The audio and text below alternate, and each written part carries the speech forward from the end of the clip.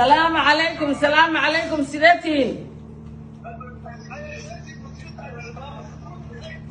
كل جين صورورا برلمان كان جوجنا قدوميها والله الشعب كان مدن محمد مرسل الشيخ عبد الرحمن iyo gudoomiye ku xigeenka koobaad mudane Cabdiweli Sheekh Ibrahim Muudey ayaa ducadii aad garoonka ku gali lahaydeen hadda idin hormarinayo.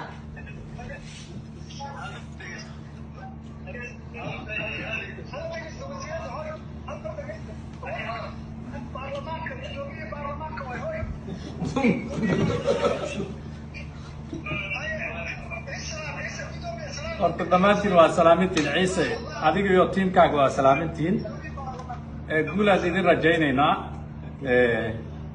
halkan waxaa ila fadhiya xildhibaano golaha shacabka ee baarlamaanka ka mid ah wasiirkiina dhalinyarada isboortiina halkan u fadhiya marka guulaa idin rajaynaynaa insha allahu tacaala. gudoomiye ku xigeenka koobaad mudane Cabdiweli Sheekh Ibrahim Muudey la hadla.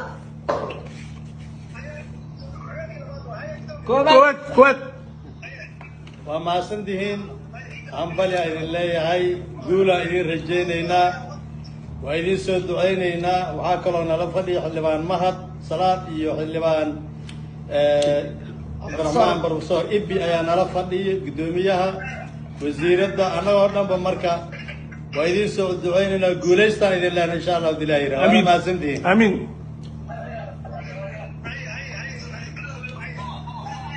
xilligii salaada duura la dukaday shirka lagu noqonaa idinkana salaadii aad dukateen garoonka galaysaan guulaysta insha Allah waana idin soo gaaraynaa insha Allah ma maadsantiin garabkiina